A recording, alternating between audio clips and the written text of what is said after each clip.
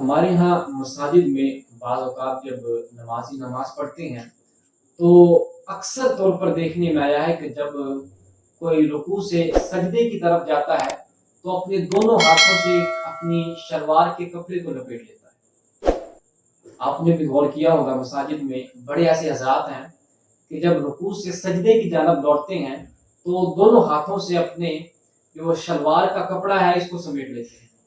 تو ایسا کرنا یہ مکروہ تحریمی ہے۔ علماء حق نے اور فقہ کرام نے اس سے منع فرمایا ہے کہ دونوں ہاتھوں سے اپنے اس شلوار کے کپڑے کو سمیٹنا اور پھر سجدے کی جانب لوٹنا یہ مکروہ تحریمی ہے۔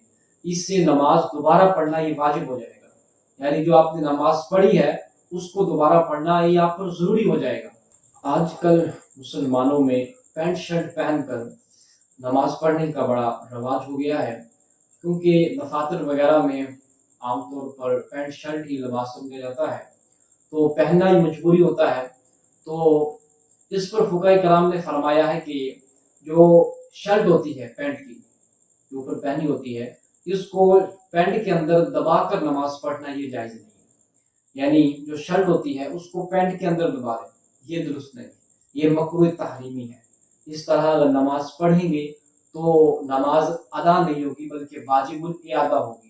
اسی طرح اگر شخص اپنے کفوں کو ایسے موڑ لیتا ہے اس انداز سے تو یہ بھی مکروہ تحریمی ہے، اس طرح بھی نماز نہیں ہوگی۔